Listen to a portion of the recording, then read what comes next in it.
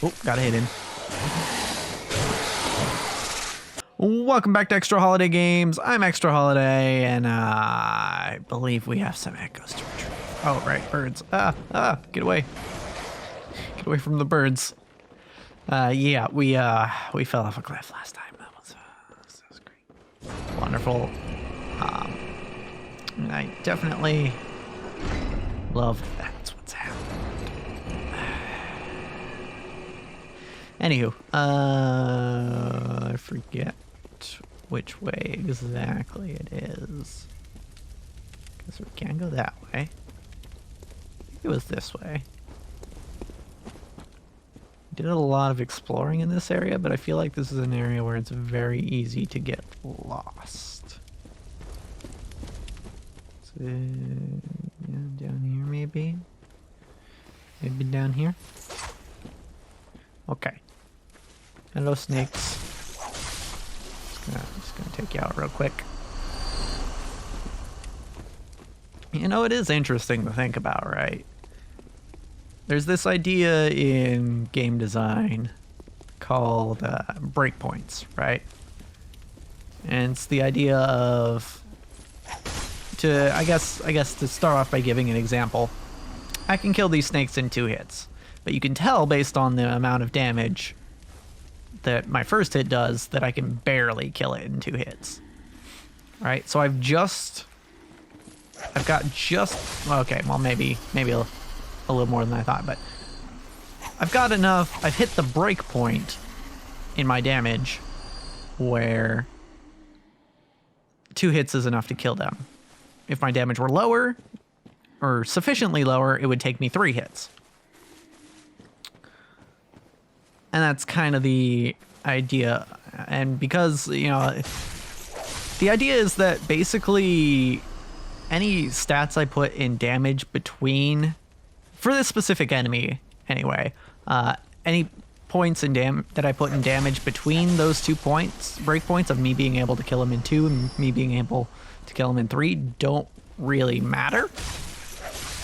Unless I'm mixing up my attacks. But how often have I done that? Yeah, so the idea is that some of your points in certain scenarios, some of the allocation of points doesn't really matter.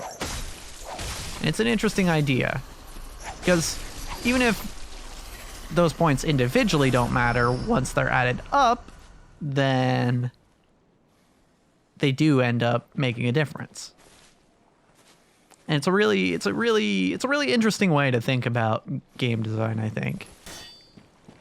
Because it applies in a lot of games. Basically any game that has health in it, there's this idea of breakpoints. Why would you turn around right then? I called BS. Alright. Yeah. Yeah, because you tend to think like, oh, each point that I put in damage is it's just going to be that much better, right? But in a lot of scenarios, it doesn't actually make a difference until you hit a specific point. And it's something I feel like that can easily get overlooked if you're trying to, say, make a game of some sort with, you know, a game that has like health and stuff, like a lot of games do. Or some sort of, and this can also apply to like, in fact, these games are also pretty good. The Soulsborne games are also a pretty good example of another type of breakpoint, which is like a skill breakpoint. Ow. Where it's like, ow. Oh, come on. I wasn't trying to dodge into him. I haven't hit the skill breakpoint with that enemy yet. Right, where part of the reason a lot of people can get frustrated with these sorts of games is because of this idea of breakpoints. To beat a boss in this game, you have to do at least you have to perform at least well enough to beat the boss, and that should sound obvious. But hello? Were you here the whole time? Ah, a new face, are you? And an accomplished hunter, it would appear. Kinda. I am Volta, master of the League. Of Members Legends? The League cleanse the streets of all the filth that spread about during the hunt. Ah. Like any half-decent hunter ought to, you know? Haven't you seen enough of these wretched beasts? Freakish slugs and mad doctors? Sentence these fiends to death with the help of your League confederates. What do you say? Why not join the League? Sure. Yes, as a hunter well should. Commit this to heart. Our own Carol Rune, Okay. of the League. Impurity. The night brims with defiled scum and is permeated by their rotten stench.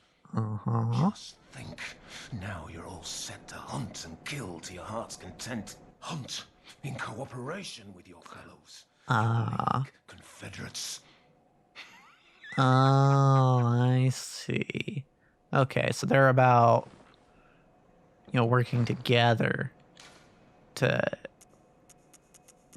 kill things. Got it. Okay.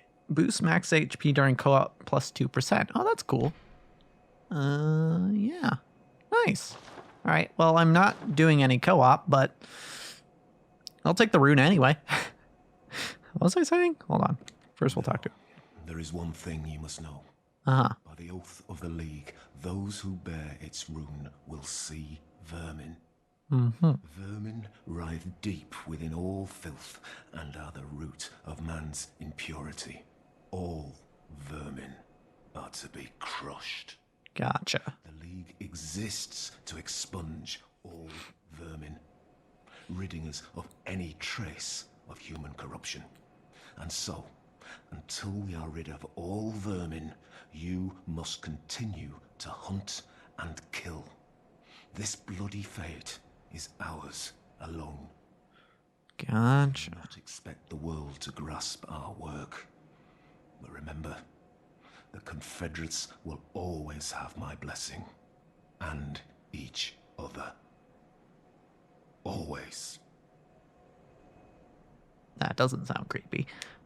The League exists to expunge all vermin, ridding us of any trace of human corruption. And so, until we are rid of this blood, do not Gotcha. expect- Okay.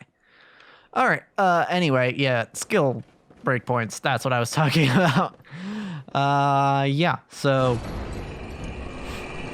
that's why. And actually, maybe maybe Mario Maker would have been a better series to talk about this in, because you get to a point in these sorts of games, and I got to a point in Mario Maker where it doesn't feel like you're making any progress, because you're trying to do the same thing over and over again, and you're not succeeding at all. And you're not succeeding because, hi Snake, I'm gonna go this way, because you haven't hit that break point. Even if you are getting better, you haven't hit the break point. Therefore, you are you're not seeing results. And that's kind of the other side of it is, yeah, it's the idea of breakpoints. Having breakpoints in a game kind of conceals the improvement of either the player or the character at times. And that's why these, well, pretty much any game that's challenging, that's why pretty much any game that's challenging will often frustrate players, because they get to a point where they are getting better, but it's hard to see that because they haven't hit that break point. And heck, you could probably expand that into life as a whole, but Yeah, it's just an interesting thought, you know. I don't really know where exactly I was going with that subject, but I don't know. I guess, yeah, I guess the biggest things to keep in mind about breakpoints, if you're, say, making a game or making stuff for a game, essentially if you're trying to balance some sort of mechanic or something. Okay, you should not have turned around there. Okay, the whip actually seems pretty good against these guys, because I think I outranged the snakes with it. Hi. Yeah, it's... The key things to remember about breakpoints, I think, if you're making stuff for other people, making a challenge for other people, is to remember that until they hit that breakpoint, they're going to feel like they're not making a lot of progress. Right? But when they do hit that breakpoint, it's going to feel real good. Okay, you.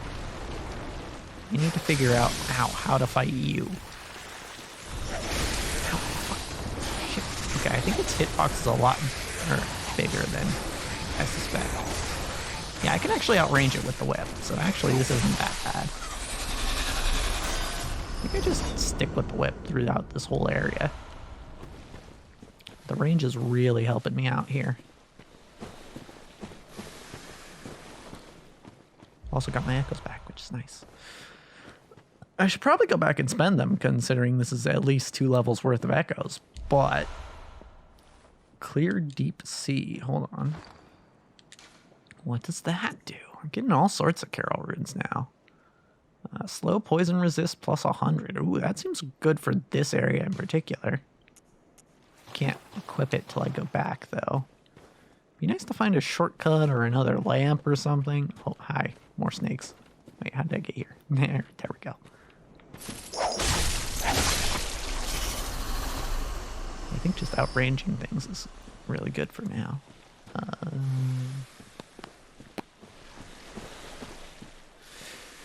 Yeah. Okay. There's an item over there, which should be good. Always gotta watch out for what enemy is guarding the item. Oh. There's 3 enemies there, but one's coming after me. Okay. Oh no. I aggroed another one. We kind of have to make this quick. I don't want to have to fight 2 of you at the same time. For any longer out than I have to. I wasn't trying to dash in there. Oh, man. So what happened there is, in this game, I'm sure most of you who are watching this already know this, but in this game, when you try to attack immediately after a dodge, oftentimes, and I think it just depends on what weapon you're using and what form of the weapon you're using, you'll do a different attack than normal.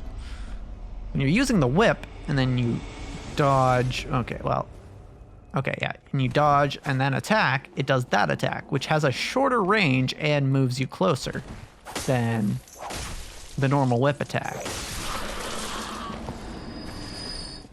And that's what happened there. I dodged, and then I attacked, and it put me in a place that I didn't want to be, and I ended up dying. Theoretically, something I could have accounted for, but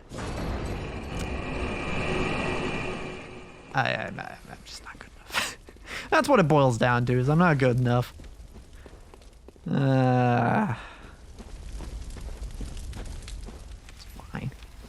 It's fine. It's actually not that hard to get back to where we were.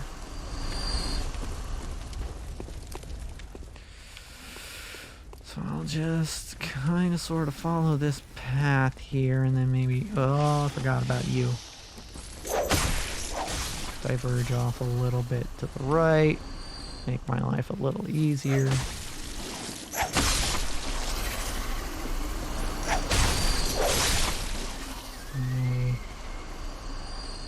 avoid some of the enemies this way. Let some of these snakes.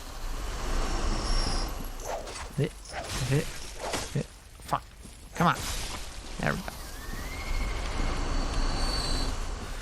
Okie dokie, okie dokie, okie dokie. We're getting there. We're getting back to where we were.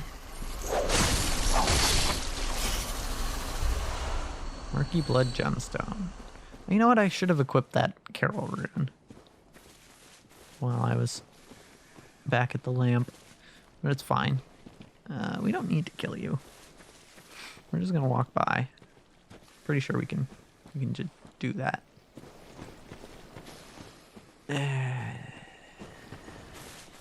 Don't want to go up there because that's where the big snake is. And our echoes are actually down here. Stop it. Spitting poison at us. Like, I'm not trying to fight you. Oh, okay. Almost hit me with that.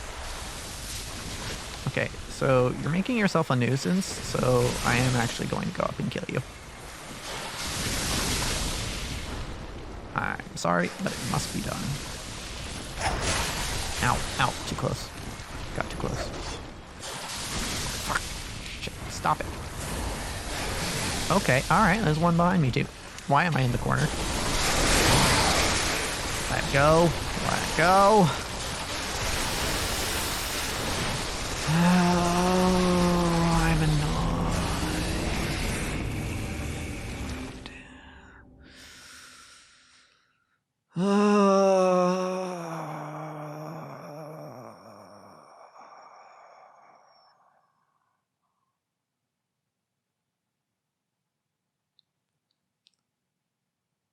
We'll just kill the guy up top next time. But, as for this episode, that's a wrap.